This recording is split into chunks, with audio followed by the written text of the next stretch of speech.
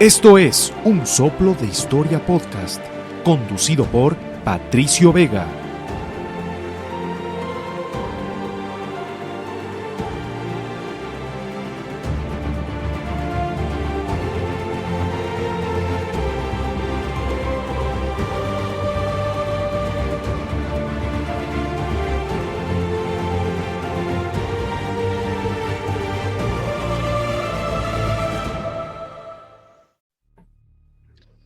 Amigas y amigos que nos escuchan en Un Soplo de Historia, sean bienvenidos. Estamos en esta tercera temporada y volvemos con un invitado que ya lo tuvimos en la primera realmente y trajo mucha cola, muchos comentarios de la gente, y la verdad es que en Un Soplo de Historia nos gusta dar las cosas desde una perspectiva distinta, ¿no?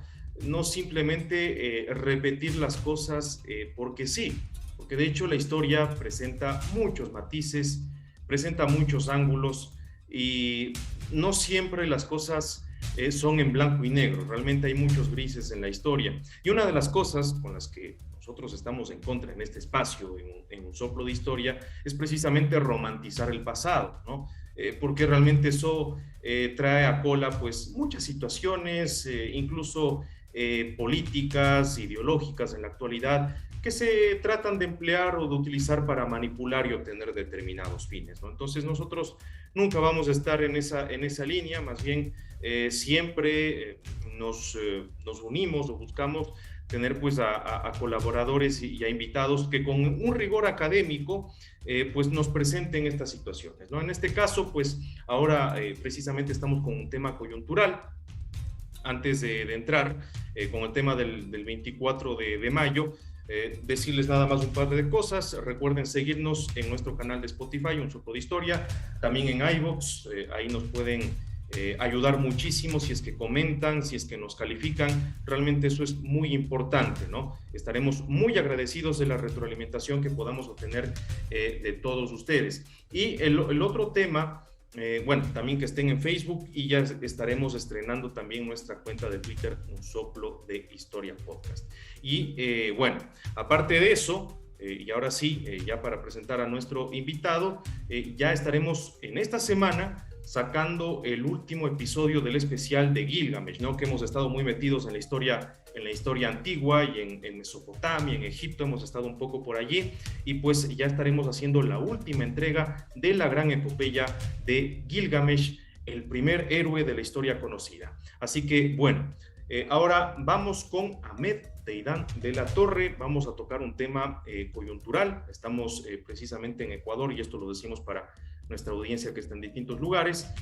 Hay un feriado, de hecho, en el país, y es porque se celebra el 24 de mayo la batalla de Pichincha, esto que se dio pues por allá en 1822, y vamos a tocar esta situación desde un punto de vista más político, de las consecuencias, del escenario previo y todos los conglomerados sociales que se encontraban en ese momento y qué visión tenían sobre este tiempo y este periodo, en definitiva, compulso por donde se lo vea, ¿no?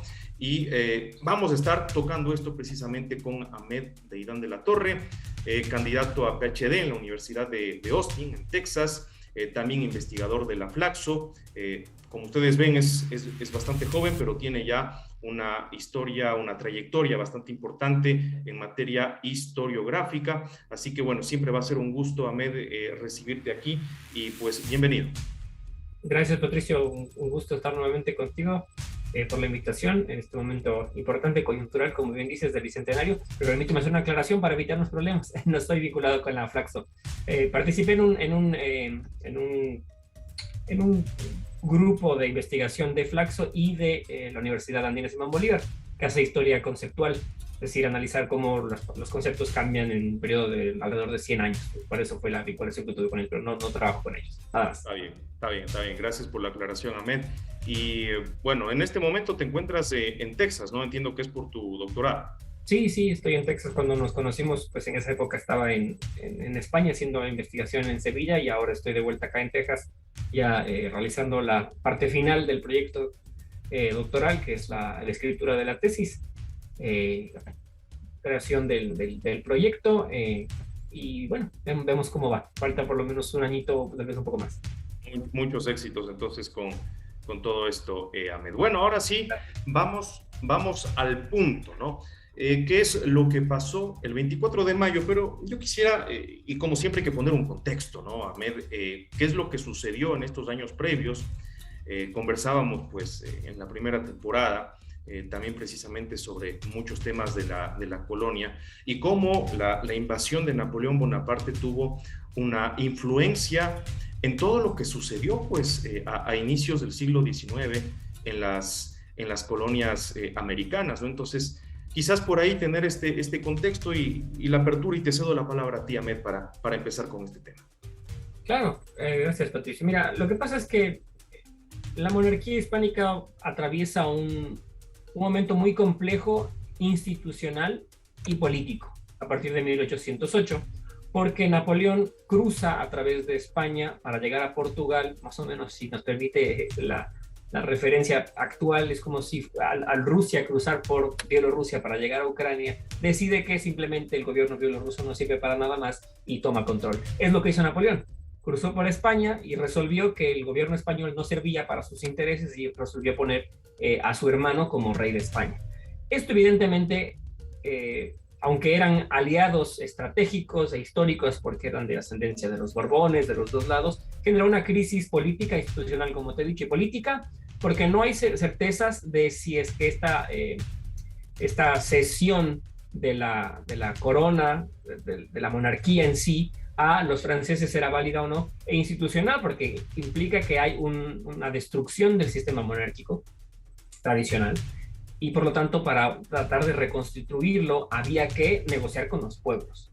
Entonces es un problema, una revolución y una crisis doble, porque hay que reconstruir no solamente la unidad política, sino también la legitimidad de la organización territorial y de la organización institucional. ¿Cómo se debe reorganizar el gobierno? ¿Cómo se debe reorganizar la política en el día a día, en las ciudades, en los pueblos, en las provincias, como se llamaban, o en los reinos? Entonces esto trae una crisis en ambos lados del Atlántico, tanto en la península como en América, y la reacción es similar porque en ambos lados emergen juntas de gobierno autónomas en diferentes ciudades y pueblos para gobernar mientras el rey está ausente y hasta que vuelva de su cautiverio en Francia. El rey Fernando VII ha sido aprisionado por Napoleón en Bayona. Entonces estas juntas organizan el gobierno a partir de 1808 en la península primero y en América. Y el contexto es un poco diferente porque en la península, al tener una amenaza real, estas juntas actúan muy rápidamente en favor de centralizar los esfuerzos en una junta central. Eso es de 1808 mismo.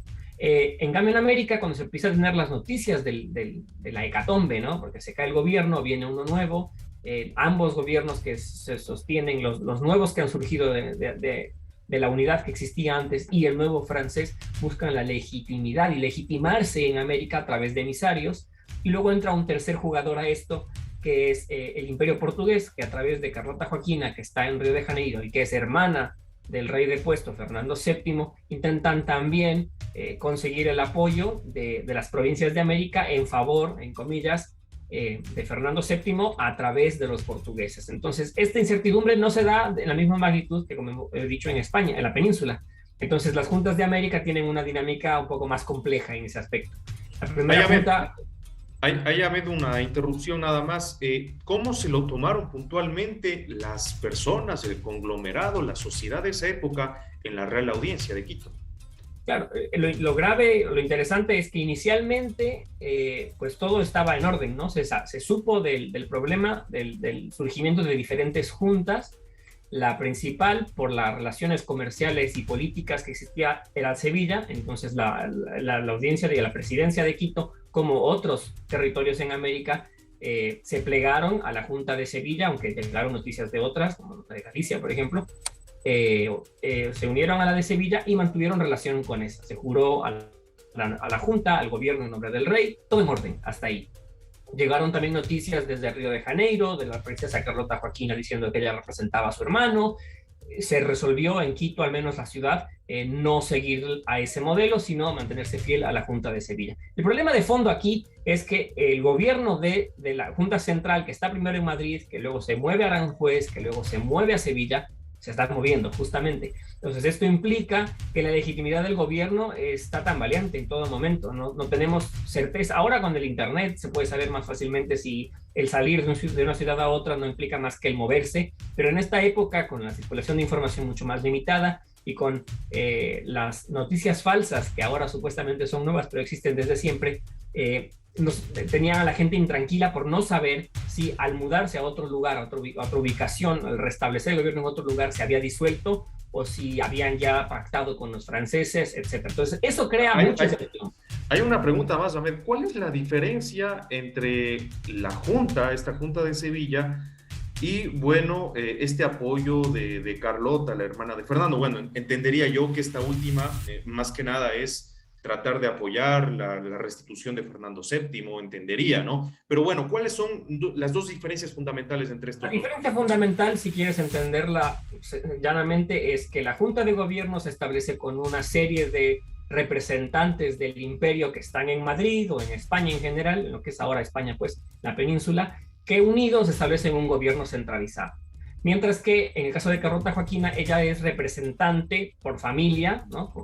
por línea dinástica de su hermano, y lo que busca establecer es una regencia, es decir, un gobierno en el que ella rija como representante, como regente de su hermano hasta que él salga del cautiverio. Es decir, con la Junta se terminaba el tema de la monarquía. Bueno, lo que pasa es que hasta el momento no, porque ningún territorio de la monarquía hispánica hasta este momento se ha decantado por un modelo ni representativo democrático, digámoslo así, ni siquiera por una monarquía absoluta. El modelo hay incertidumbre total. El modelo que se conoce y el que se quiere seguir es la monarquía. Es así de sencillo. ¿Por qué? Porque la monarquía representa estabilidad. El cambiar a un modelo, digámoslo así, democrático, cualquier cosa que eso signifique en este momento, porque estas ideas son nuevas para muchos, no significa que va a ser mejor. Lo que sí existe en el Imperio Español a partir del siglo XVIII es la búsqueda del establecimiento de un sistema republicano. Ahora, no es lo mismo república que democracia, porque un sistema republicano quiere decir la división de los poderes, es decir, que pueda tener el rey como ejecutivo, una asamblea, unas cortes como legislativo, y el judicial, pues las reales audiencias que ya existen, ¿no? Entonces, eso sí hay, y está en la península y está en América.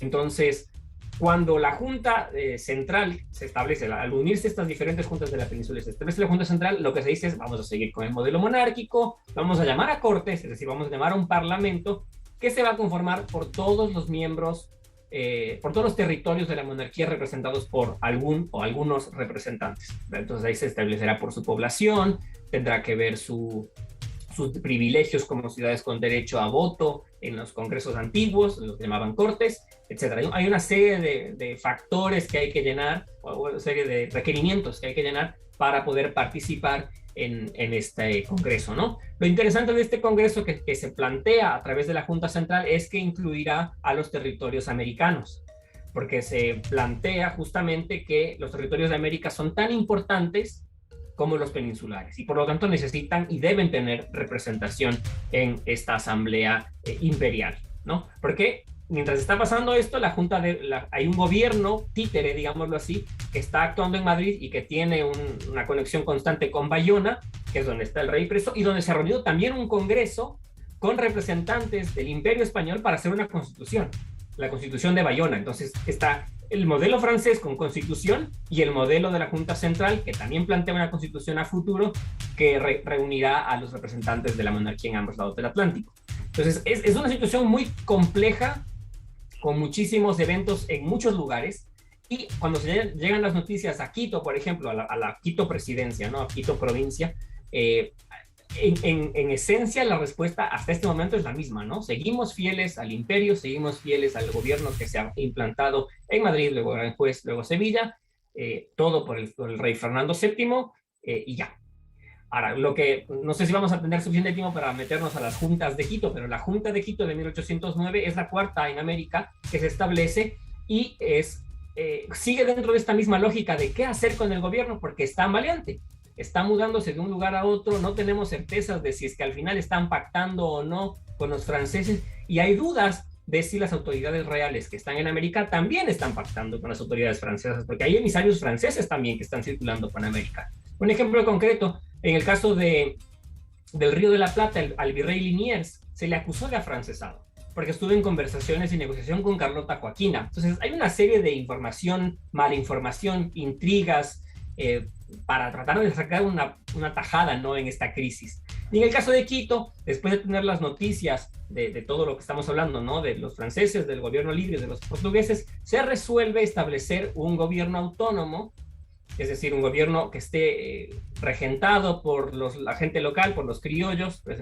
principalmente de la ciudad de Quito, para tratar de mantener esta unidad territorial libre de los franceses y de los afrancesados, como se los llamaba, es decir, a la gente que estaba en favor del modelo o de la propuesta de Bayona, y retirar a las autoridades que podían parecer cómplices y que al mismo tiempo habían estado oprimiendo a los intereses de muchas de estas élites regionales.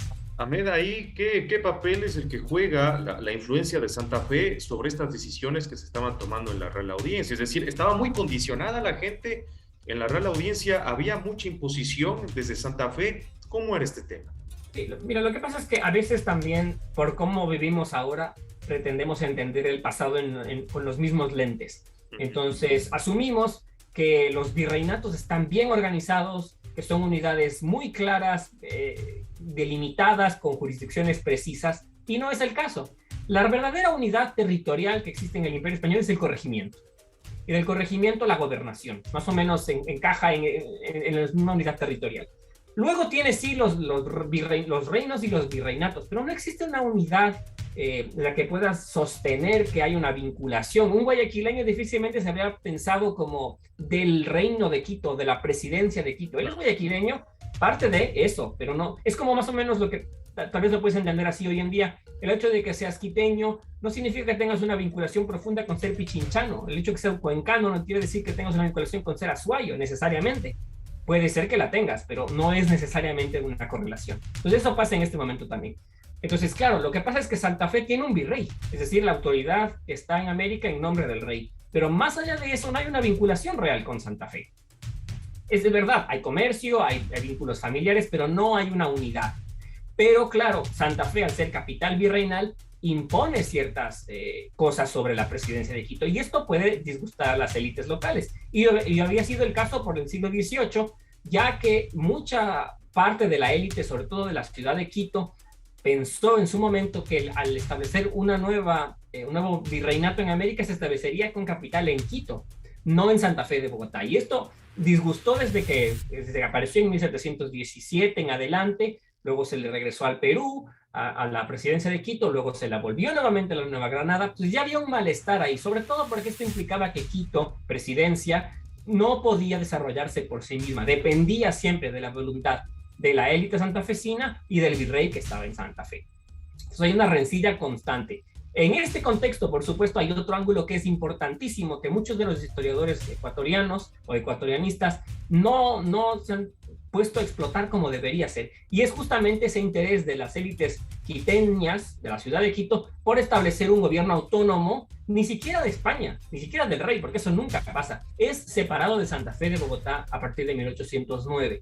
Al establecerse como Junta Suprema de Quito, rompen con Santa Fe. A ver, realmente estos movimientos quiteños o estos grupos que tú dices, realmente sí, serían independentistas, pero no independentistas de la corona española o del imperio español, sino claro, más bien tener una independencia de los virreinatos de turno, ¿no? En este caso Nueva Granada o de Lima. Y la verdad, como tú dices, esto prácticamente no se habla. Y en los textos clásicos de historia ni se menciona. Sí, por supuesto, en la historiografía clásica no se lo menciona. El concepto que se ha propuesto, varios autores lo usan, es más autonomía, porque la palabra no se usó en esa época, pero lo que buscaban era autonomía. Es decir, somos independientes, claro, de Santa Fe, están diciendo eso, ¿no? Hemos declarado que el virreinato está disuelto, nos declaramos independientes, están hablando de eso, pero sometidos al rey. Entonces, lo que muchos historiadores dicen al hablar de independencia, pero mencionar al rey, están utilizando una máscara, es una mentira, están haciéndose los monárquicos para sostener su gobierno, lo cual no es cierto. Simplemente están diciendo independencia de esta otra autoridad, pero lealtad al rey. Lo que estaban buscando, a fin de cuentas, era establecer una suerte de federación monárquica o una mancomunidad de estados iberoamericanos, monárquicos, casi todos o todos, unidos bajo la figura paternal del rey. Entonces, eso es lo que la Junta de Quito está buscando. Ahora, el problema de la Junta de Quito en 1809 es que no logra nada de lo que quiere, absolutamente nada. Todas las provincias colindantes que estaban todavía en la jurisdicción, que son Popayán y Cuenca, desconocen al esfuerzo quiteño. Y los guayaquileños que estaban sometidos ya a Lima en ese entonces tampoco están interesados en la propuesta quiteña, porque no tiene sentido. ¿Qué pasa si es que te decantas por el proyecto quiteño cuando tienes a todo el resto del imperio en contra? No tienes suficiente material ni económico, ni militar, ni suficiente peso o bagaje político para convertirte realmente en un centro de toma de decisiones en América. Los quiteños lo intentaron más que nada para establecer este espacio autónomo, pero esa intención tan grande, que es loable, por supuesto, pero era muy difícil de realizar, efectivamente no ocurrió. Encontró resistencia de todas las gobernaciones vecinas y por esa razón es que en menos de 2 meses se disolvió. La segunda Junta de Quito, que viene casi un año después, se establece porque el hijo del que había sido presidente de la primera Junta de Quito, vamos a poner nombres, Juan Pío Montúfar fue el presidente de la primera Junta, su hijo, que estaba en España, Carlos Montúfar y Larrea, fue enviado por el gobierno de la Junta Central y luego el Consejo de Regencia para apaciguar los ánimos, con la intención de decir, no tenemos problema con que en América se establezcan juntas, pero estas juntas tienen que estar sometidas a las autoridades de España, de preferencia, sí, evidentemente, sería mejor que no existieran las juntas para evitar problemas, pero lo que estamos buscando es pacificar, calmar los ánimos. Entonces, Carlos Montúfar llega con esa intención. Y esta segunda Junta de Quito es mucho más interesante que la primera, porque vuelve con esa misma dinámica cuando Santa Fe de Bogotá resuelve desconocer al Consejo de Regencia y a las Cortes de Cádiz.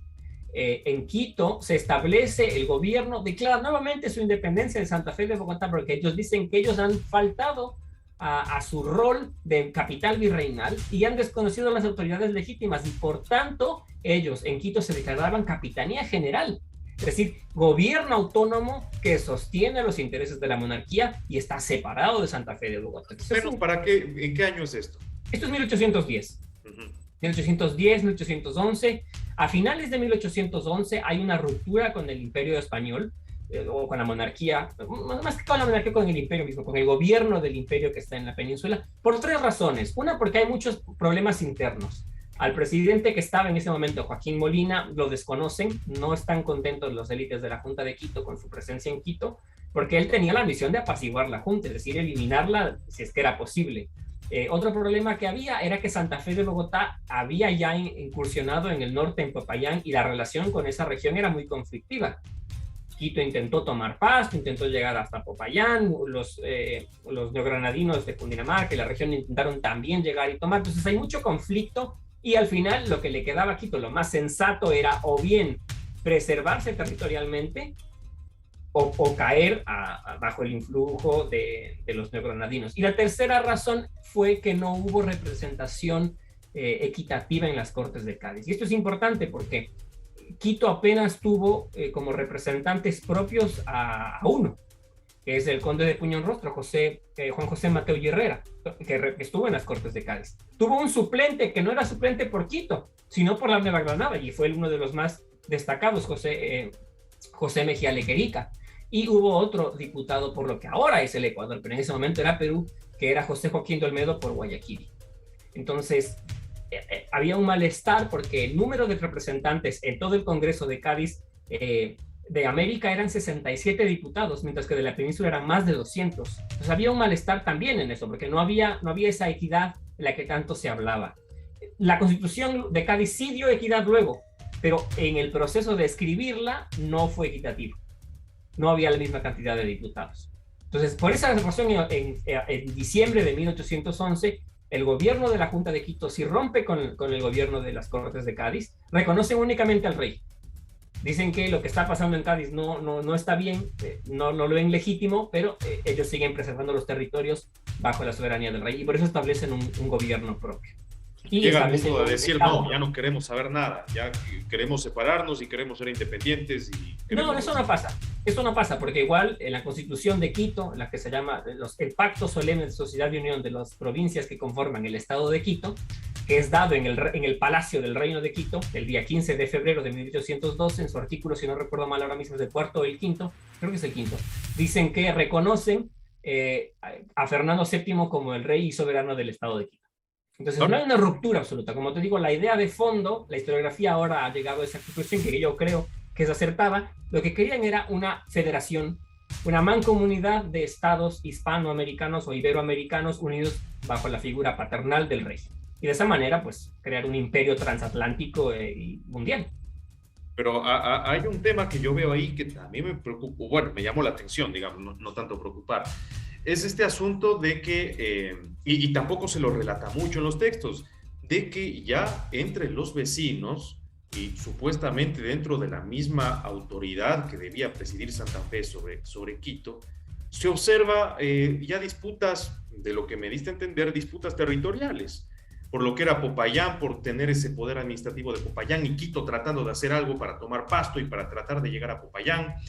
Es decir, este tema también nos deja un mensaje muy importante, ¿no? No es que era una cofradía de hermanos y que yo te trato de cuidar a ti en tu terreno, yo te administro y todos somos una unidad, es decir, sería un concepto de unidad, sino que más bien acá cada quien está viendo para su terreno, para su pedazo de pastel, ¿no?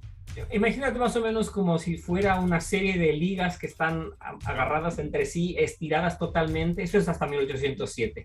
Y en 1808 cae un peso tan grande que rompe todo. Pues las ligas se golpean entre sí. Es lo que pasa. Al disolverse la monarquía, en comillas, al caer bajo la autoridad de Napoleón Bonaparte, se recurre a la teoría política hispánica y se plantea que ante la ausencia del rey hay una ausencia de las leyes. Vacatio regis, vacatio legis.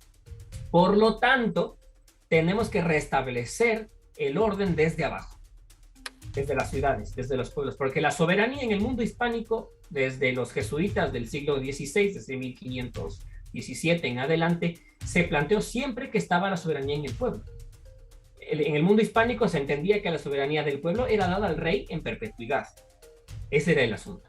La Revolución Francesa y en el siglo XVIII se plantea que no hay ninguna cosa divina.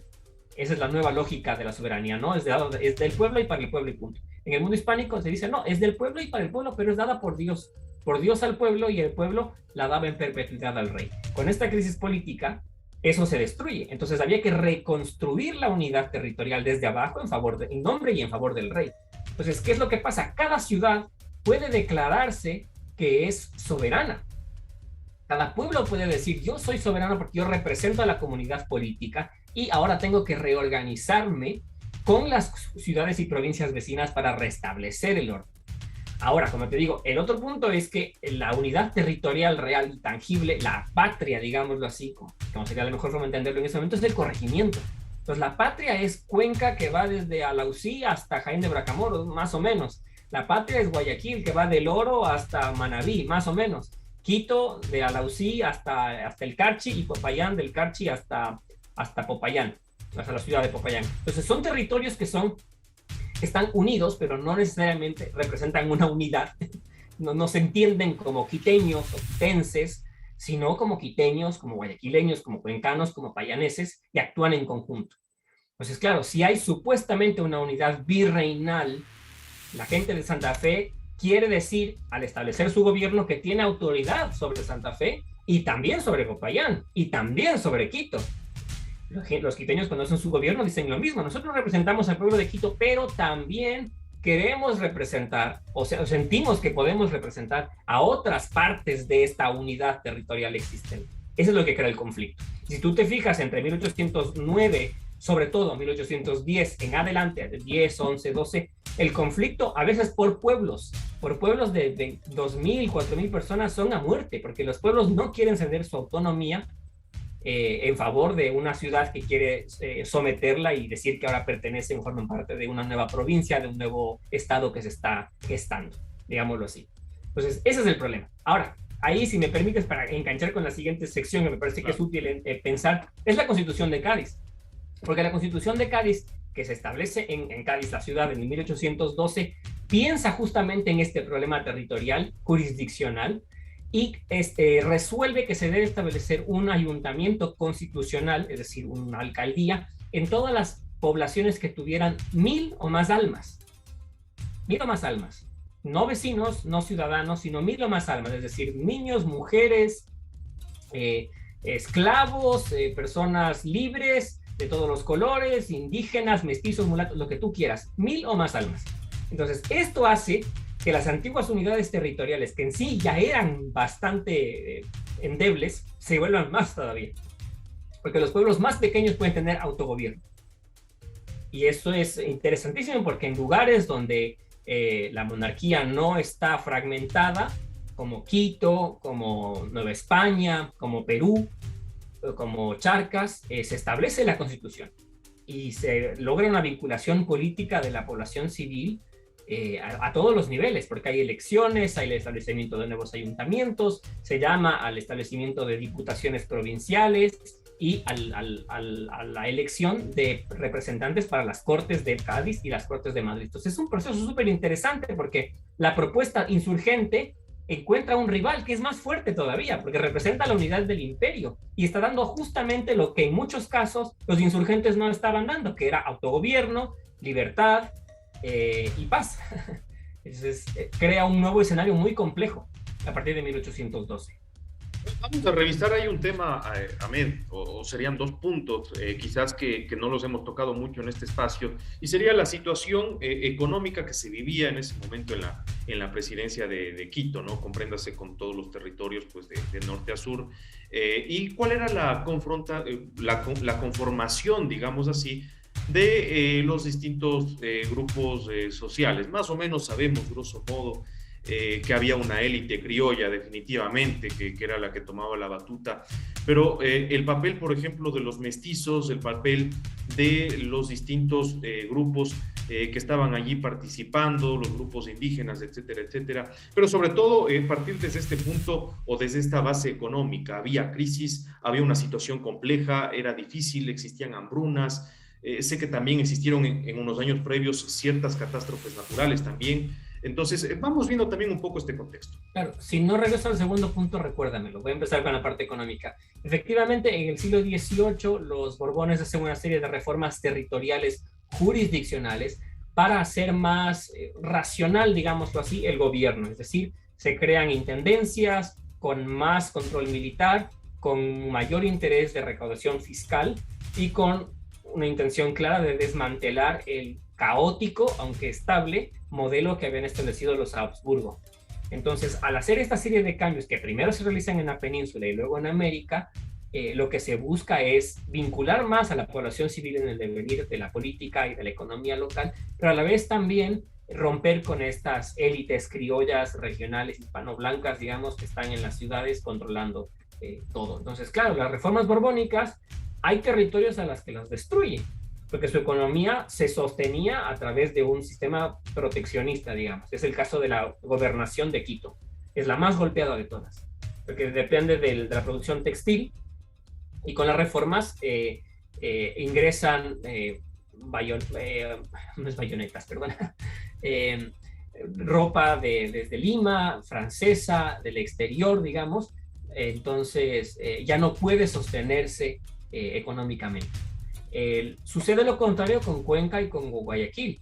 En Cuenca, la cascarilla a finales del siglo XVIII se convierte en una pieza importante del comercio. Y los cuencanos, la región de Cuenca, ¿no? La gobernación de Cuenca está muy vinculada con el norte peruano. Entonces hay un movimiento muy importante comercial ahí con las minas, con la cascarilla, que permite un comercio que no se ve afectado y más bien se ve fortalecido a raíz de las reformas borbónicas. Y bueno, después hablamos de Popayán también. Popayán, que tiene también producción textil, puede comerciar fácilmente por las minas que tienen en el norte, o sea, en el norte ahora de Ecuador, pues llamémoslo así, en la zona de Barbacoas hacia el norte por la costa, las minas en el Chocó, y con esto pueden sostenerse y se benefician con las reformas borbónicas. Guayaquil es la que al final es la más beneficiada de todas, porque el libre comercio que se empieza a dar permite que Guayaquil tenga un primer boom cacaotero. a mediados del siglo XVIII en adelante, Guayaquil empieza a exportar muchísimo más cacao que antes, porque ya puede competir abiertamente con el cacao venezolano, y empieza a pugnar entre los dos por el mercado enorme que era la Nueva España, lo que es ahora parcialmente México, y también a la península, ¿no? Entonces Guayaquil exporta muchísimo cacao y también exporta maderas. Entonces se vuelve realmente en el centro financiero de la antigua presidencia de Quito. O sea, al final, de las 4 gobernaciones que conforman vagamente la presidencia de Quito, la que peor le va en el 18 es a Quito, y por eso es que se plantea con el nuevo Luciano de Quito, con Eugenio Espejo y otros, con José Pérez Calama, la necesidad, o Gijón también, la necesidad de darle nuevos bríos a Quito, recuperar ese lustre de antaño que le había permitido ser ese centro intelectual, ese centro político, económico de la región, que ya no existía más. Entonces, claro, esto por un lado, por ejemplo, te permite ver que hay un movimiento importante de población desde la sierra hacia Guayaquil, hacia la zona costera, ¿no? La bonanza económica, ¿no? Claro. Claro, por supuesto, si hay crecimiento económico, la gente va a ir para allá. Y como en la mayor parte de la población en el Reino de Quito era libre, es decir, no había esclavitud con los indígenas, podían moverse con cierta libertad hacia la costa, hacia la zona de Guayaquil sobre todo, y hacia Cuenca. ¿Qué es lo que pasa? La zona centro-norte de lo que es ahora el Ecuador, o sea, de la gobernación de Quito, se va hacia esos lugares. Y la población, en cambio, en Popayán, en la gobernación de Popayán no cambia demasiado, tanto porque hay una comunidad indígena mestiza grande que tiene los recursos y se sostiene, y también porque hay una población esclavizada de descendientes de africanos que trabajan en las minas. Buena parte de ellos, por supuesto, esclavos negros del rey, como se los llamaba, es decir, de las minas que eran del propio rey, que por lo tanto tenían un privilegio, un rango distinto de los que eran de las haciendas, digamos, de los criollos de la región. Entonces, más o menos eso es lo que está de antesala a 1809, a las juntas. Luego sí, por supuesto, los grupos indígenas, por ejemplo, casi todos, desde Alausí hacia el sur y del norte del Carchi, se oponen a la Junta. Son enemigos acérrimos de la Junta, porque la Junta está quitándoles todos sus privilegios y los derechos que tenían como vasallos del rey. Se oponen. Los negros del rey, como les llamaban a los esclavizados que estaban en lo que es ahora el sur de Colombia, también se oponen y se unen a la propuesta realista, absolutista, en contra de la Junta de Quito. Pero bueno, a ver, aquí hay un tema un poco de sentido común. Si se oponían, entonces es porque tenían beneficios y vivían bien. Claro, hay que tener un poco de cuidado, ¿no? Vamos a decir tampoco que vivían en una odisea, que era maravilloso ser esclavo, pero evidentemente lo que dices es coherente y hay que saber decirlo, ¿no? Porque mucha gente prefiere no decirlo y es verdad. O sea, había cierta comodidad, había que pagar un tributo, por supuesto que esto era molesto. Pagar impuestos, ¿a quién le gusta pagar impuestos, no? Que es como se debe entender esto. Los indígenas les obligaban a pagar un impuesto, pero al pagar este impuesto tenían privilegios y tenían ciertos beneficios que la monarquía les aseguraba. Por ejemplo, la protección, porque los criollos y muchas autoridades reales intentaban ir a sus territorios, los territorios vecinales, ¿no? A los ejidos, a tomarlos y a empezar a lucrar de ellos, y en cambio con la protección que le daba el Imperio Español a estos grupos indígenas a través del tributo, ¿no? Había un agente del Estado diciendo, no, aquí no se toca, este es territorio de los indígenas y ellos pueden hacer lo que quieran en estos territorios, sembrar, cosechar, etcétera. Entonces hay un modelo que existe y que es estable y que les favorece hasta cierto punto.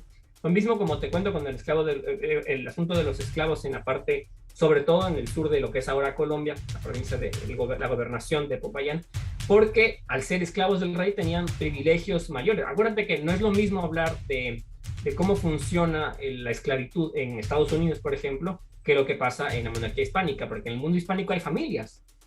No se puede vender o dividir a las familias de negros esclavos porque al dueño se le ocurrió. Eso puede pasar en el mundo anglosajón, porque ahí no había ningún respeto por nadie. Pero en el mundo hispánico sí habían familias. O sea, si es que tú tienes una familia de personas esclavizadas, si quieres vender, vendes a toda la familia. No puedes andar dividiendo a todo el mundo por tus intereses económicos. Primero eres católico. Luego haces lo que quieras con tu propiedad, pero siempre y cuando estuviera amparado por la ley y por tu ética cristiana, ¿no? Entonces, hay un matiz ahí que es importante resaltar. Entonces, claro, cuando hay la crisis de 1809 y 10 en adelante, los indígenas, por ejemplo, en Pasto y Popayán, y los negros del Rey, van a donde las autoridades, donde el gobernador Tacón, y dice, bueno, a ver, ¿cómo me va a beneficiar que yo siga apoyando la causa del Rey? Entonces, en un momento llega Tacón a decir, vamos a quitar el tributo, negociar por ahí a ver si eso les conviene, y a muchos les conviene y por eso se decantan por defenderlo. Y en la zona de su influencia, el gobernador Tacón hasta se decide por la abolición de la esclavitud, siempre y cuando apoyaran a la causa realista. Entonces, esto genera un antecedente interesantísimo, porque para las élites blancas insurgentes, esto es lo peor que les puede pasar. Terrible. Y además hablamos de que en ese entonces los esclavos eran parte de un contingente económico muy importante para estas familias. Claro, si los esclavizados terminan siendo libres, pierdes económicamente, y también puede ser que hasta tomen las ciudades donde están las élites blancas cómodamente y generen, siempre está el recuerdo, no tan presente en nuestra región, pero siempre está el recuerdo de lo que pasa en Haití. Sobre todo en la zona de Venezuela y el Caribe, ahí sí es mucho más fuerte, pero el recuerdo o la sonoridad de que puede haber una revolución de negros les aterra. Y en nuestro caso andino, también el recuerdo de la revolución de Tupac Amaru, y también el recuerdo de los levantamientos. Por ejemplo, en 1803 hubo un levantamiento, y el represor más importante fue uno de los hermanos de Juan Pío Montúfar de la Junta de Quito. Entonces, cuando ellos establecen un gobierno, no vas a decir, qué bien, son los Montúfar que tanto nos quieren. Entonces, más bien se ponen en contra de la Junta de Quito. Entonces, los grupos indígenas, los grupos mestizos, digamos, los negros libres son, o los negros esclavizados, son partidarios más del realismo que de la insurgencia y del independentismo. No en todo lado, por supuesto. La zona de Otavalo, de Ibarra, las zonas más cercanas a Quito, obviamente por vínculos, son más cercanas al proyecto insurgente, ¿no? Porque las familias tienen ahí sus haciendas y de buena o mala manera los obligan o no a apoyar la causa. Entonces, ese es el escenario más o menos 812. Ahora, como te decía, también es súper interesante porque cuando se establece la Constitución de Cádiz, estos grupos también forman parte de la revolución política. Establecen sus gobiernos propios, tratan de participar en las elecciones de medio y alto nivel. Hay un montón de juicios o casos en los que dicen que ahora ya no pueden vivir en haciendas ni pagar ningún tipo de tributo porque son ciudadanos españoles. En el caso de San Borondón, por ejemplo, en 1813 no quieren dejarles de establecer un gobierno porque el sacerdote de ahí dice que les sobra de negros y les falta de ciudadanos, y trata de aplicar y mostrar que en la Constitución dice que ellos no pueden, pero en realidad podían, y efectivamente lo hacen. Entonces, hay una vinculación a la vida política de todos estos grupos, ¿no? Esto no termina siendo solamente de la élite y un berrinche pequeño, como puedes decir si quieres, que fue la primera Junta de Quito. La Constitución de Cádiz y el proceso que inicia en 1812 es muchísimo más profundo, aunque dura poco, pero es muchísimo más profundo porque vincula a toda la población. Es decir, la participación de los distintos sectores o de los grupos étnicos fue fundamental. Es decir, en su momento tuvieron su voz, ¿no? En distintos niveles. No puedes entender por qué las independencias, digamos, en los territorios de lo que ahora es el Ecuador, son tan, en comillas, tardías. Esto es un poco teleológico, ¿no? Pero tardías, digámoslo así. Si no, te das cuenta de que primero hay un rechazo a la Junta, y segundo, que la Constitución de Cádiz es tan importante y logra apaciguar los ánimos de la mano del gran presidente que tuvo Quito en esa época, Toribio Montes, que logró apaciguar los ánimos, que permitió la vinculación y la reincorporación a la vida civil de los insurgentes a través de un perdón mayoritario. A casi todos los insurgentes perdonó y les permitió restablecerse y unirse al sistema representativo monárquico que era la Constitución. Entonces tú tienes de 812 a 1415 un proceso de pacificación profundo, muy profundo en la región. Luego sí, 16, 17, cuando la Constitución se quita, las cosas están en orden. No tienes levantamientos, no es que hubo represión salvaje. Todo el mundo está tranquilito por ahí en esa época. Claro, no tienes ni siquiera el interés de establecer un nuevo movimiento insurgente. El presidente Montes ha perdonado deudas, ha perdonado la vida de muchos de los miembros de las élites. De hecho, llega al punto en el que el presidente Montes es visto como un enemigo de los intereses absolutistas. Los absolutistas de la ciudad de Quito están en contra de su acción, de sus acciones. Algunos están molestos porque quiso perdonarle la vida al presidente de las ciudades confederadas del Valle del Cauca, que era sobrino del presidente del estado de Quito. Estoy hablando de Cuero y Caicedo, que era el presidente de Quito, José de Cuero y Caicedo, y su sobrino Joaquín de Caicedo y Cuero, que era el presidente de este otro estado. Él quiso perdonarles la vida, esa era parte de su estrategia de pacificación, pero le obligaron a tomar una decisión, porque él al final no la autorizó, a tomar una perspectiva de, bueno, hay que ponerlos en prisión y luego tomar decisiones, y al final es San Manuel que va y resuelve ejecutar a algunos insurgentes ahí, a Rosa Zárate y a Manuel de la Peña, por ejemplo, que son los dos famosos de esas ejecuciones de 1813, y también a Joaquín Caicedo y Cuero y a un mercenario estadounidense que estaba ahí. Entonces, bueno, se genera un ambiente distinto. No, lo que pasa en Quito no es lo que pasa en Venezuela, porque en Venezuela el gobernador que está en ese momento dice, aquí no se puede establecer nada de Constitución de Cádiz, esto no se le puede premiar, sería un premio ponerles a ellos en el sistema de la monarquía después de la insurgencia tan malvada que han hecho. Montes dice lo contrario, la única forma de pacificar esos territorios es permitirles reincorporarse y participar activamente en el devenir del imperio a través de las elecciones y a través de la Constitución. Entonces tú no tienes levantamientos en toda la región, de entre 1812 a 1820 no tienes ningún levantamiento. Hay un par de intentonas ahí que no llegan a nada. Una contra Montes en 1815 no tiene ningún efecto, ni siquiera se llega a realizar, es más un rumor, un pequeño amotinamiento en la ciudad de Quito que no dejó ninguna víctima. Y en 17 me parece que también hubo otro intento muy pequeño, pero no tuvo ninguna repercusión de nada.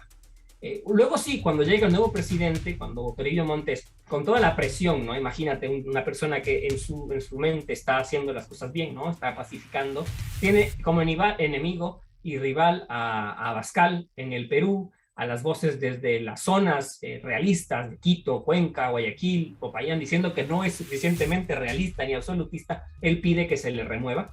Después de cumplir 6 años, él se va y viene Ramírez de Orozco. Y él es un poco más fuerte, mucho más realista, menos liberal, digámoslo así. Y él dice, pues, que evidentemente el mando estuvo antes en muy malas manos y ahora sí iba a empezar una represión más fuerte. Y efectivamente, cuando él asume en 1817, empieza una persecución nuevamente a los insurgentes, a los que habían sido constitucionalistas, gaditanos, desde la Constitución de Cádiz, y empezó a favorecer muchísimo más a los más recalcitrantes absolutistas. Fue quizás, Ahmed, y ya entrando un poco en la parte final, este fue quizás el punto ya de inflexión con todo lo que sucedió en los años posteriores, ¿o no todavía? Tampoco lo es, porque es muy curioso. En Quito, o la provincia, ¿no? La presidencia de Quito era realista, era profundamente realista. Entonces, no hay un afán separatista en esta región fuerte en este periodo. De 812 a 20 no hay. Puede haber algún contacto ante Para que está en Guayaquil. Pero el tema es cómo cambia tan radicalmente la situación en tan poco tiempo. Lo que pasa es que entre 17 y 19 sí hay un poco más de confrontación porque los absolutistas quieren imponer su voluntad. No lo logran, pese a todo. Lo que pasa es que en 1819 y 20 la monarquía hispánica toma una resolución distinta. El rey, que ya había sido liberado en 1814, permíteme recontextualizar 814, 15 segundos.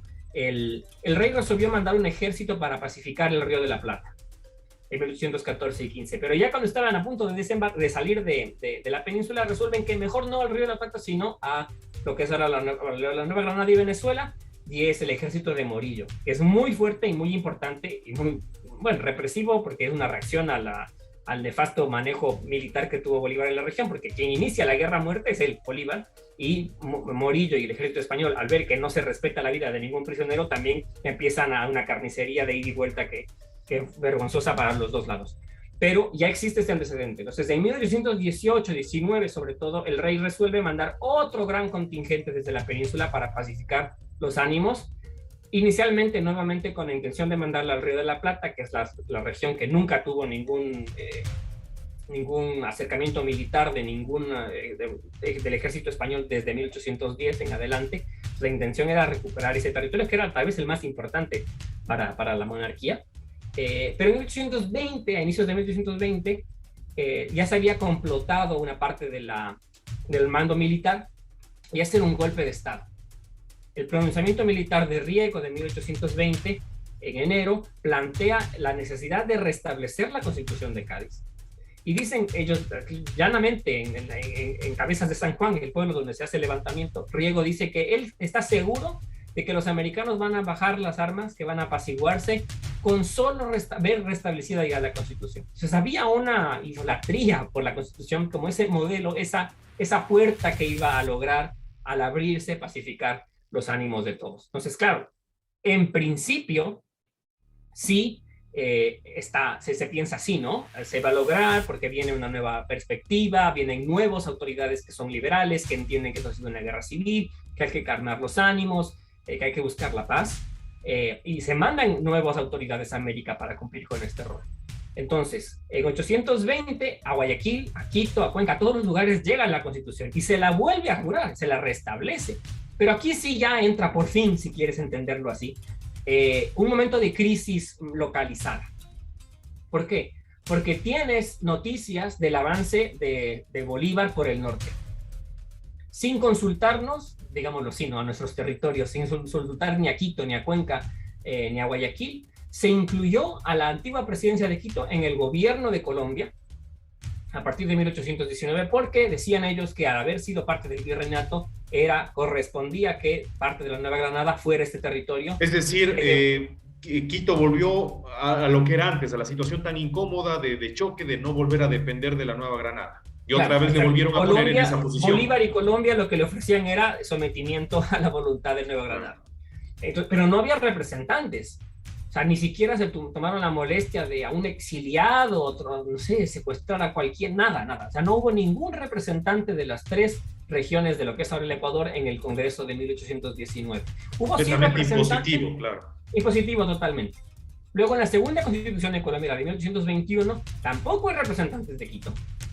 Solo hay los del Cauca, que encima le cambian el nombre, porque Popayán, que era esta región de Quito, como estaba más o menos controlada por los insurgentes y estaba en guerra civil constante, porque también había un movimiento realista muy fuerte, le cambian el nombre, pasa a llamarse Cauca, y hay representantes del Cauca en el Congreso. Lo interesante de este Congreso es que los representantes del Cauca están diciendo, no, primero no podemos hablar por Quito, no está aquí. Si es que el liberado luego quiere unirse, es como debe ser, porque esta es una zona que ha tenido muchísimos vínculos con nosotros. Ni siquiera nosotros nos atrevemos, decían la gente del Cauca, ¿no? Los payaneses, digamos. Nosotros no podemos hablar por ellos. Que ellos luego resuelvan si se incorporan o no. Entonces, había esta amenaza, que no era una amenaza así abstracta y lejana, era real, de que Colombia estaba pensando en incorporar estos territorios en algún momento. La otra amenaza, que no era realmente una amenaza, pero estaba también en las noticias, era que San Martín y el Ejército Libertador de los Andes avanzaba desde el Río de la Plata a la zona de Chile y había desembarcado ya en Pisco. O sea, había noticias de que ya también en el Perú iba a caer el gobierno realista. Ahora, ¿qué pasaba? Guayaquil, como era el gran centro económico entre 1810 y 20, fue la caja chica del imperio en la zona del Pacífico Norte. ¿Quién financiaba la guerra? ¿Quién financiaba los movimientos políticos? El sostenimiento de la región, ¿sí? Entonces, luego de eso, en 1820, al tener noticias de que en los dos lugares empieza a haber una presión y que hay un golpe de Estado en la península que restablece la Constitución, Olmedo, José Joaquín de Olmedo, que había sido diputado antes allá en Cádiz y que ahora estaba también en Guayaquil, y otras personas, por supuesto, esto no es solo Olmedo, pero Olmedo es una de las figuras para mí la más importante, sabiendo que el rey ya había quitado la Constitución antes, ya la derogó, nada te garantizaba que la iba a dejar otra vez puesta. Y más que nada porque fue un golpe de Estado, no fue voluntad de él. Tuvo que haber un levantamiento militar para obligarle a restablecer la Constitución. Entonces Guayaquil tomó la decisión.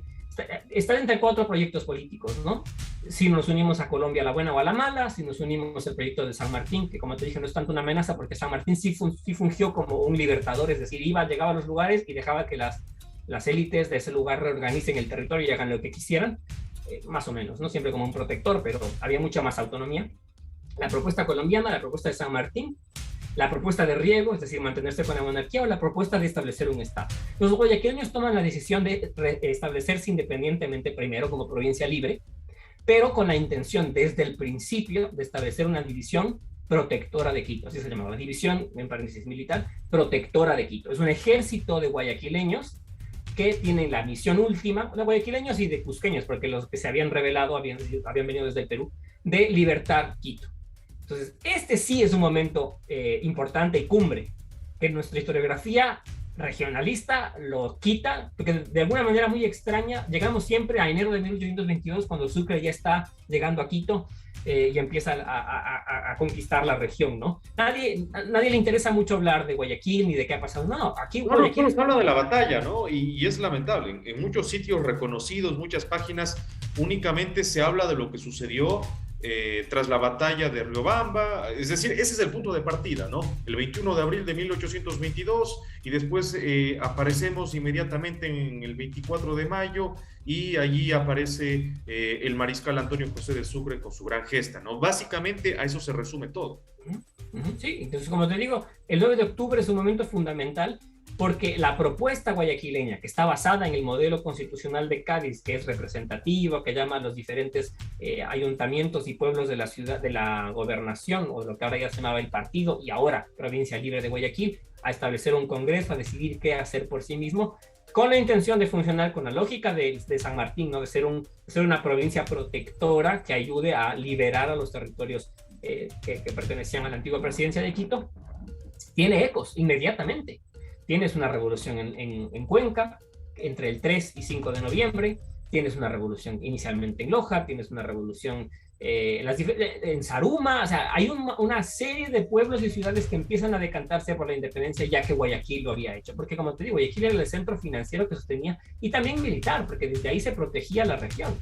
Entonces, esto claro, además ya era un ejército para esa época con cierta experiencia por los asedios de los piratas, ¿no? Entonces ya tenía... Claro, eso por un lado, y aparte como había una guarnición que había estado viajando por esta zona para ayudar a los contingentes de la Nueva Granada, para someterlos, que habían venido desde el Perú, con el cacique Álvarez a la cabeza, ellos lograron convencer a la tropa de cambiarse de bando y decantarse por la independencia. Los guayaquileños siempre han mantenido que fue una revolución pacífica. Me parece que consideraban que había muerto 1 o 2 personas.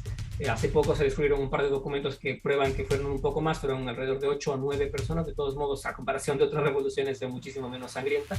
Pero es interesantísimo lo que esta revolución sí genera. Ahora, ¿qué pasa? La revuelta, o la junta, porque también se establece como junta, fíjate lo interesante, es la misma lógica de 1808, regresa el poder al pueblo, y el pueblo resuelve hacer gobiernos autónomos libres, juntas. Entonces Guayaquil se establece como una junta también el 9 de octubre. Cuenca inmediatamente... ¿Libre qué quiere decir, Ahmed? ¿Cuál es el concepto de libre en este contexto? Está gobernado por sus propias autoridades. Está gobernada por la gente no rinden pleitesía ni al rey, ya en este punto... Claro, ellos abiertamente son libres e independientes, no hablan nada del rey. Ahí sí hay una ruptura absoluta con la monarquía española. Correcto. Lo que sí plantean luego ya en su constitución es que Guayaquil puede unirse con el territorio regional más grande que más le convenga. Esto sí lo dicen. Porque evidentemente aquí también es otra cosa interesante. La propuesta monárquica es muy fuerte. Y la verdad es que los guayaquileños, con mucho sentido, eran más peruanistas y sanmartinianos que colombianistas y bolivarianos. Entonces, para ellos la monarquía peruana era mucho más interesante porque les permitía muchísimas más cosas, ¿no? Porque, insisto, el modelo que se conoce y que se establece es la monarquía. La república siempre es una incertidumbre. Y aparte, los últimos 10 años, de 810 a 820, la república en el norte ha sido un fiasco, un desastre que mejor ni acercarse, ¿no? Es la idea. Entonces, la propuesta de Guayaquil, en el caso de Cuenca, tiene un eco inmediato, como te digo, y dicen: nosotros, provincia de Cuenca, estamos decididos a la confederación, así lo llaman, a la confederación con Guayaquil. Pero en Loja, por ejemplo, cuando llega la noticia, dicen: nosotros, por los mismos principios liberales que ha utilizado Guayaquil para establecer su gobierno, nosotros resolvemos mantenernos fieles al sistema moderno y liberal que tenemos, que es la Constitución de Cádiz.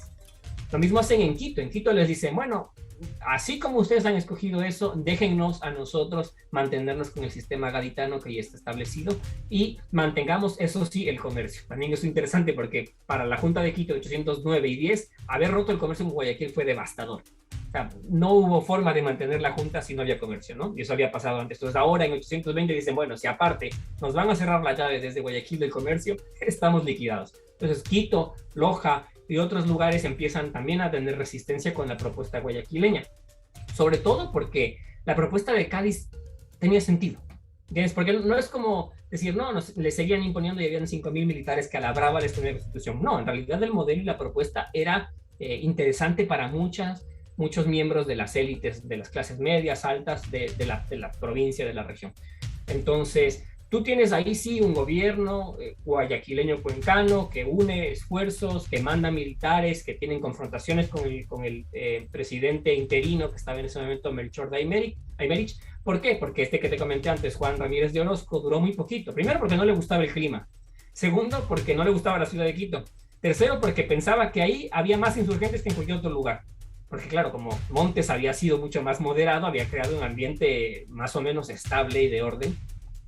Pero para él eso no era suficiente, ¿no? Él quería un modelo mucho más absolutista y pidió que se lo regrese al campo de batalla porque para él haber ido a Quito fue una degradación.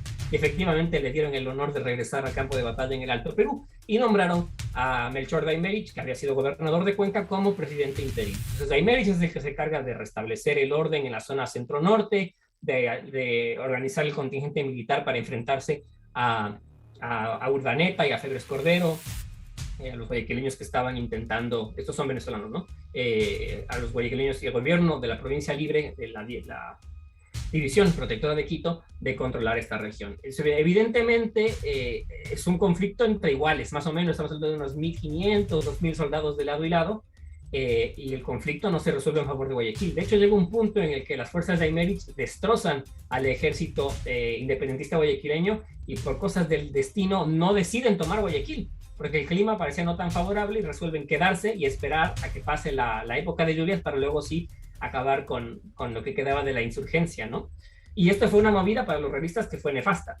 Fue terrible porque al final implicó la reorganización de los territorios de Guayaquil, la búsqueda urgente de ayuda de Guayaquil, del apoyo de San Martín y la búsqueda también de apoyo de Colombia, ¿no? Entonces, efectivamente... Es decir, ya estaban prácticamente con 3 frentes ya rodeados, ¿no? Claro, era muchísimo más complejo, ¿ves? Si es que Quito se mantenía, la presidencia, la provincia de Quito constitucional se mantenía unida, era mucho más fácil lidiar con Colombia o con la zona de Popayán y Pasto, porque seguía abierta la ruta comercial con Panamá, y con Panamá con México, y con México, Panamá también con España, pero ya si Guayaquil ya ha cerrado el puerto, ya es mucho más complicado.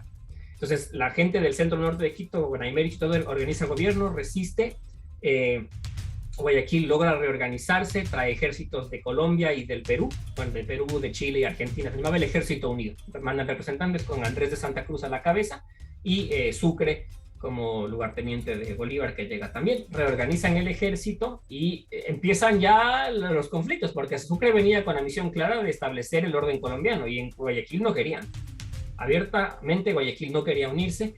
Y aunque lo intentaron y empezaron a meter intrigas en la zona del norte de Puerto Viejo en 1821 para tratar de seducirlos a Colombia. De hecho, Puerto Viejo se declara en rebeldía y desconoce al proyecto guayaquileño y se decanta por Colombia. Es una serie de manipulación política, ¿no? De lado y lado para ver con quién está la pleitesía para negociar. Cuando efectivamente el Ejército Unido, que está bajo Sucre, toma... bueno, un paréntesis aquí, porque Cuenca, si bien se estableció como un gobierno libre, autónomo, cayó rápidamente en manos de Aymerich. De hecho, Cuenca tuvo una constitución.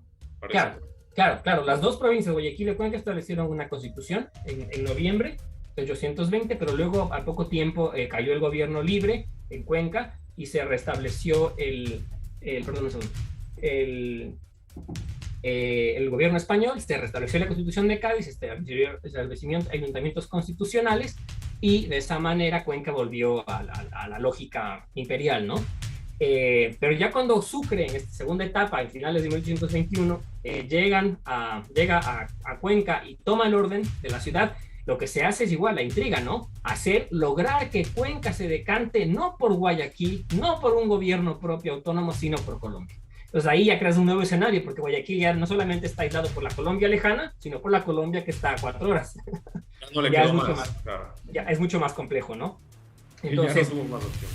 Cuenca se decanta por Colombia y se van hacia el Ejército Unido, ahora se va hacia Riobamba, y lo que ya todo el mundo, pues si a alguien le interesa que coja cualquier libro de historia, que es lo que más se cuenta, el avance de Riobamba, llegar aquí, pero aquí hay otra cosa que es súper interesante, porque como te digo, la Constitución de Cádiz está restablecida. Y en la zona de Quito es donde más en este momento se la mantiene vigente. ¿Qué pasa? Como te había dicho, cuando se restablece la Constitución, se mandan nuevas autoridades desde España. Entonces se manda al nuevo jefe político, como se llamaba al presidente o al virrey, se lo llamaba ahora jefe político. Al jefe político superior, Juan de la Cruz Murdión, tenía que salir de Cádiz con un ejército para pacificar la Nueva Granada, pero no quiso salir. Porque si yo no voy a ir con 40, 60 soldados preparados y 400 más que no saben ni qué están haciendo, a ir a morir. Nosotros tenemos que tener garantías, primero, de que vamos a pacificar la región, y con pacificar no es solamente por las armas, sino de dialogar con la gente de esta región para llegar a un consenso de paz, ¿sí?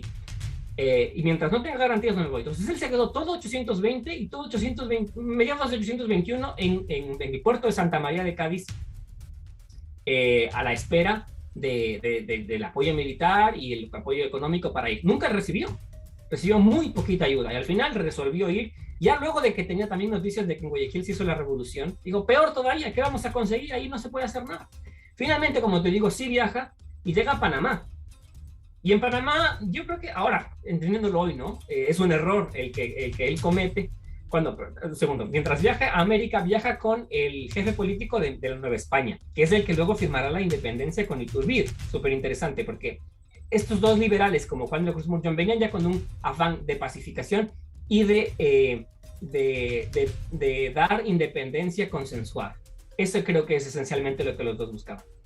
Entonces, Juan de la Cruz Murjón llega a Panamá, organiza el ejército en Panamá y deja muy pocos militares en Panamá, y se va con casi todos para libertar Quito, ya no pudiendo llegar a Guayaquil sino a través de Atacames. Es un problema porque a quien había dejado a cargo en Panamá, se me escapa ahora mismo el nombre, Fábrega, José Fábrega me parece, Fábrega seguro el apellido, al tener tan poco ejército, no podía sostener la causa del rey, porque otra vez tenemos el mismo problema. Tienes una Colombia gigante con un montón de militares de toda la región que se está moviendo y que está a punto de comerse a Panamá. Los panameños hacen lo lógico, lo que lo ha hecho Guayaquil, declarar la independencia y ver si someterse a la buena a Colombia, porque es mejor entrar como provincia hermana que provincia sometida. Eso definitivamente. Entonces Panamá se declara por la independencia. Juan de la Cruz Murjón, que ya estaba en Atacama, se entera de esto. Es una noticia que le deja anonadado, porque la conexión real con la salida también se pierde, y avanza hacia Quito. En la remontada de la sierra se cae del caballo y tiene una lesión. Cuando llega a Quito, todo en contra del pobre hombre, todo, ¿no? está en contra del pobre Murjón, sí, lamentablemente. Y digo lamentablemente porque la propuesta que él tenía me parece que era muy interesante. Cuando él ya llega a Quito, se encuentra con Aymerich, que Aymerich no era tan absolutista como el anterior presidente, Ramírez de Orozco, pero no era tan liberal. No estaba tan de acuerdo con las elecciones. También es cierto, no era un momento para ponerse a hacer elecciones, ¿no? Si estamos a punto de que el imperio se caiga. Es un contexto de guerra. Es un momento de guerra. Hacer elecciones, llamar a ayuntamientos, elegir diputados, era como, no es el momento. Definitivamente no era el momento. Pero Juan de la Cruz Murjón llegó con la decisión absoluta de establecer la Constitución, como más o menos en la lógica de Riego, ¿no? La Constitución sola va a traer paz. ¿Qué hace de la Cruz Murjón? Primero, me parece que desde el tiempo de Montes habían quedado dos cabezas así para asustar a la gente, colgando en la entrada de la ciudad para recordar que pues, las insurgencias y la lesa majestad se paga con la vida. Si no estoy mal, o tal vez fue con Ramírez de los Costos, no estoy muy seguro quién había sido. Pero cuando llega de la Cruz Murjón, quita las cabezas, dice que eso es una cosa totalmente absurda, nada liberal, hay que quitarlas. Pide que se hagan copias, volantes escritos o impresos para pegar por la ciudad los artículos de la Constitución, para que la gente sepa sus derechos y les quede clarísimo que venía a protegerlas. Y toma una tercera y una cuarta decisión que están relacionadas interesantísimo. Antes, en el tiempo de Toribio Montes, 1813 y 14, la ciudad de Quito y su región, 5 leguas, tuvo un solo ayuntamiento constitucional, el de Quito. Como te había contado, la Constitución permitía que se establecieran ayuntamientos en todo lugar que tuviera 1000 o más almas, ¿no? Eso pasó en Guayaquil, pasó en Cuenca, muchas cosas interesantes pasaron alrededor de esto, pero Quito no, porque como había sido insurgente, Montes prefirió matizar un poco cómo se hacían las elecciones, para evitar que haya levantamientos y todo. Pero Juan de la Cruz Murjón, cuando llega, resuelve que en toda la comarca de Quito, es decir, en sus 5 leguas, donde hubiera más de 1000 almas, se estableciera ayuntamiento constitucional. Entonces, imagínate, a inicios de febrero, fines de enero y a inicios de febrero de 1822, de la Cruz Murjón está haciendo elecciones y estableciendo ayuntamientos constitucionales en Puembo, en Alangací, en Quito, o sea, en todas las zonas alrededor de Quito, con gobiernos autónomos propios.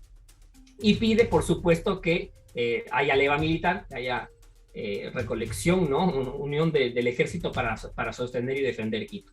Llega al punto en febrero, me parece que es el 6 de febrero de 1822, que da libertad absoluta a todos los negros esclavizados de la provincia de Quito, siempre y cuando se vincularan al ejército real, cual también es interesantísimo, ¿no? Y dice, por último, si es que no quieren pertenecer al ejército, los dueños, los esclavistas dueños, no pueden esconderlos porque se meten en un lío con el gobierno y tienen que de todos modos presentarlos. ¿Qué quiere decir esto al final? Al presentar al esclavo, lo va a comprar o va a ofrecer pagar luego, lo manda al ejército, les da libertad, les hace ciudadanos españoles, probablemente a través de la guerra, y está generando un ambiente, es un bombazo con el fin de conseguir sostener a la región. De la Cruz Bullón tenía todo en contra, como tú bien dijiste antes, porque para abril fallece. La caída que había tenido en Atacama, en la zona de Atacama, en la remontada hacia la sierra, no le permite continuar, fallece y Melchor de Aymerich vuelve a asumir el mando político, y por esa razón es que él es el que está en Pichincha, ¿no? Entonces, ahí sí ya tienes la propuesta que tenía Juan de la Cruz Murllón, de la que no sabemos muy bien cuál fue al final, es replicada en el acta del 25 de mayo, cuando ya se declara la capitulación de Quito, porque dice que está en consonancia con las normas y los dictámenes que había dado Juan de la Cruz Murllón. Entonces, yo me pongo a intuir un poco qué pudo haber sido esto. En relación a lo que hicieron en México, fue una independencia acordada, ¿no? O sea, permitir ver qué es lo que quieren las élites regionales, y como en el caso de México, dar la independencia siempre y cuando se mantuviera la figura del rey, y de momento se mantuviera la Constitución de Cádiz, que es lo que pasa en México. Entonces, claro, ya sin de la Cruz Murllón por delante, solo con Aymerich, en un momento de guerra en el que no se puede seguir haciendo elecciones, aunque las hicieron, hay el enfrentamiento militar, y bueno, pierden el 24 de mayo las fuerzas realistas, ganan las patriotas independentistas. Al día siguiente entran a la ciudad de Quito el 25 de mayo, cambian las banderas, por supuesto, y ahí es donde a mí me parece que es interesantísimo, porque no sé si tú has escuchado la frase, pero es real. A partir de ese día apareció último día de despotismo, primero de lo mismo. Pues, y claro, es verdad, hubo en varias partes de la ciudad papeles pegados y grafitis que decían eso. Entonces, el 25 de mayo empieza una resistencia silenciosa primero en algunos lugares, como en Quito, en otras mucho más abierta, ¿no? En Guayaquil, desde el principio, cuando llegaron las fuerzas, cuando el mismo Bolívar intentó entrar a la ciudad a partir de julio en adelante, la ciudad se resistía. La ciudad tenía embanderada la ciudad con la bandera de Guayaquil. Y Bolívar le decía a Olmedo que para él sería un insulto tener que entrar a una ciudad que no reconozca su poder, ¿no? Y que él tenía ahí como a 4,000 soldados a las afueras de la ciudad para garantizar el orden y el sometimiento a Colombia. Creo que con esas palabras de amor cualquiera se une a la causa colombiana. Entonces, es que ya les tocaba, es decir, era completamente amenazante. Y aquí hay otro tema, ¿no? Que tú dices, es decir, quizás por tema de la desesperación, el bando realista ofrecía prebendas a las personas que no tenían su libertad, que eran esclavos, que tenían ciertas complicaciones, les daba o les ofrecía ventajas, pero de todas maneras, estas con la independencia también se terminan diluyendo. Tanto es así que hasta bien entrado el siglo XX, en el Ecuador, por ejemplo, se seguían vendiendo haciendas con los peones, pues, ¿no? Por supuesto, por supuesto. Ahí tenemos el Guasipungo, por ejemplo, tenemos el Guasipungo. Con los esclavizados en esta región, Colombia muy convenientemente, por un momento elimina la esclavitud, pero luego la restablece, y por eso es que Ecuador, como Colombia y otros, Colombia, la Nueva Granada, que se llama después, resuelven la abolición de la esclavitud recién en la década de 1850. Entonces, eso es mucho más complejo, ¿no? Y como dices, sí, los indios de Guasipungo están hasta el siglo XX, ¿no? La Constitución de Cádiz los había hecho libres y ciudadanos. Pues claro, lo que pasa es que la propuesta de Cádiz era mucho más liberal de lo que muchas de las propuestas republicanas de los criollos eran. Entonces, era una amenaza.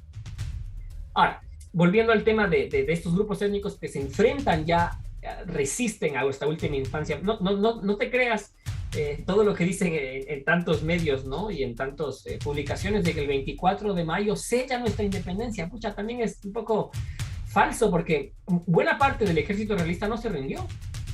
Se reunió en las afueras de Quito con una parte de la caballería que estuvo ahí y salió hacia el norte. Notificaron a todos los pueblos, tenían una red gigantesca de espionaje, que se había rendido a la ciudad de Quito, y organizaron la resistencia. No por nada, la única batalla en la que Bolívar pelea en territorio de lo que es ahora el Ecuador es la batalla de Ibarra de 1823. Todavía hay resistencia en Ibarra, y cuando someten Ibarra, la resistencia se sigue moviendo hacia el gran reducto y bastión de la provincia de Quito del realismo, que era la zona de Pasto, Popayán, la zona hacia el Chocó, la costa. Ahí es donde se mantiene todavía la guerrilla en favor del rey, Agustín de Agualongo se convierte en el militar de más alto rango que mantiene estas insurgencias en esta región, hasta que finalmente Colombia, a la buena y a la mala, en diciembre de 1824, entra a Pasto y hace una masacre en la ciudad, que es recordada hasta ahora por los pastuzos, por la violencia con la que ocurrió. Y creo que en Pasto no hay una estatua de Bolívar, ¿no? No, me parece que no. Ajá. O sea, la ciudad tiene un encono con Bolívar y con la historia que implica Bolívar para la ciudad por esto, porque llegaron en diciembre de 1800, el 24 de diciembre, imagínate, qué fecha tan precisa para hacer una masacre, ¿no? Y aquí hay otra cosa que también hay que aclarar y que mucho también se ha puesto en los textos clásicos de historia o que han enseñado en la escuela, que no es pues que el bando realista solo tenía españoles y que el bando independentista en cambio sí tenía pues a los cholos, tenía a los criollos, tenía a los negros, tenía a los mulatos y el otro solo era de gente peninsular. Eso tampoco era cierto, Ahmed. Esto es una guerra civil. Es la forma más sencilla de ponerlo. Es una guerra civil. Entonces hay criollos en los dos lugares, hay peninsulares en los dos bandos, hay indígenas en los dos bandos y hay negros libres y esclavizados en ambos bandos. Lo que sí es curioso es que la mayor parte de los indígenas y de los negros libres y esclavizados estuvieran en los ejércitos realistas. En el caso de los ejércitos colombianos, por ejemplo, el ejército de la batalla de Pichincha, por ejemplo, tiene neogranadinos, venezolanos, de variopinto origen, ¿no? Argentinos, chilenos y peruanos. De mucho. Y aparte también están los mercenarios, ¿no? Porque había ingleses también por ahí. Por supuesto. Entonces tienes una buena parte del ejército quitense, digamos, de los guayaquileños, de la división protectora, eran guayaquileños y cuencanos, y un número de cusqueños. Estos son los que pelean por el lado realista, por el lado independentista, más 400 o 500 mercenarios ingleses que eran parte del batallón aliado. En el ejército realista tienes cusqueños, quiteños, es decir, toda la región de la gobernación de Quito, cuencanos algunos, pastuzos del norte, gente también de toda esta región que está defendiendo el Imperio Español. Ahí no hay, que yo sepa, mercenarios ingleses ni de ningún otro lugar. Peninsulares sí, también, y criollos también. Entonces es una guerra civil, y es una guerra civil que había empezado en 808, ¿no? 9, donde desde ya en ese momento encuentras los dos bandos con estos grupos. Entonces, claro, la batalla de Pichincha es una batalla plurinacional, si quieres, pluriétnica, conflictiva. De los dos lados tienes a gente que representa a todos los contendientes posibles. No, y seguramente no hay... hasta parientes estaban ahí, obviamente. Sí, por supuesto. Mira, un caso concreto. Me parece que ya para el 24 de mayo ya no, pero Manuela Sáenz se había decantado por la insurgencia, ¿no? También en este momento el rol de las mujeres era también político, por supuesto. Había mujeres que participaban en pulperías, que hablaban, pero también algunas mujeres, sobre todo las de las élites, actuaban como, si quieres, hasta diplomáticas, se puede decir. Entonces, la familia Sáenz de Vergara, era una familia realista, profundamente realista, opositora a todo lo que había hecho la Junta de Quito, perseguidos. Su hermano fue militar realista hasta los últimos días del Imperio Español en la zona. Me parece que ya para el 24 de mayo ya se había cambiado de bando, no estoy seguro ahora mismo de esa edad. Pero Manuela Sáenz se había decantado por la independencia y por tratar de conseguir una alianza estratégica, amorosa y política con Bolívar, ¿no? Como hicieron muchas de las élites, porque luego también te das cuenta que la esposa, la que vas a ser la esposa de Sucre, es quiteña también. Entonces es una forma de cambiar las autoridades y casar a las nuevas autoridades con las élites locales. Eso funciona de esa manera, es como es. Entonces, claro, tienes en los dos lados gente que participa de los dos lados de la política. Y lo mismo pasa con Bolívar, por ejemplo. Tiene una hermana que es realista hasta el final, que está furiosa con todo lo que está haciendo, está desesperada por mantener sus territorios y sus pertenencias, sus propiedades, y al final pues no le queda más que pedirle perdón al rey, dejarle todo al hermano y se exilia. Luego regresa, ¿no? Pero, o sea, esto pasa. En las familias tienes gente que está en los dos lados de la política. Interesante, ¿no? Muy interesante. Bueno, Ahmed, ¿algún mensaje ya final para cerrar este espacio? No, mira, a mí lo que me parece que es interesante de este tipo de conversaciones es pensar cómo sabemos lo que sabemos. A mí creo que esa es la gran reflexión que en esta etapa de investigación y de historiador he aprendido más. Uno usualmente recibe esta información de, por ejemplo, el cine, la literatura, que están hechos y escritos por gente que no es especializada en historia, que lo que leyó en el coquito, en la escuela, en el escolario ecuatoriano maneja y lo reitera en este tipo de documentales. Y un guionista no se va a poner tampoco a investigar. Exacto. A un guionista no le importa ponerse a detallar si es que fue un día 6 o 9 de marzo, si fue un realista o no. Es menos importante. Entonces, ahí está forma de entender la historia, que es la comercial, digamos, ¿no? Luego tienes también la de la academia, y en la academia también tienes muchos conflictos, porque no todos quieren entender este conflicto de esta manera. Hay muchísimos historiadores que se van a preocupar principal o únicamente de las batallas militares de Colombia y van a hablarte de las guerras de Bolívar en la Nueva Granada y en Venezuela todo este periodo y nada de lo que está pasando en Quito. También es válido, es respetable, pues, pero es otra forma de entender la historia. Y también el de la historiografía, ¿no? O sea, cómo se maneja, cómo se crea estos mitos. Y el Estado también tiene una versión de qué es lo que pasa y qué es lo que se dice y cómo debemos utilizarlo en la educación a la historia. Entonces, es interesante pensar qué sabemos y cómo sabemos lo que sabemos. Para mí la reflexión es un poco cuestionar lo que sabemos. Porque cuando uno empieza a escuchar estas otras versiones, o ir a libros, o tan siquiera tan sencillo como ir a la Plaza de la Independencia en Quito, por decirte, y leer la supuesta acta de la independencia, donde dice que se someten a la voluntad del rey a la espera de que venga a imperar en América, ya te hace pensar que algo de lo que te han dicho no es como realmente te lo dijeron. Entonces, para mí lo importante en este caso es cuestionar, poder ponerte a pensar y dudar un poco de quién te dice lo que te dice y pensar cuál puede ser la intención detrás de lo que te está diciendo. ¿Cuál es la idea de fondo? ¿Qué sostiene a esta forma, a esta interpretación de lo que aprendes?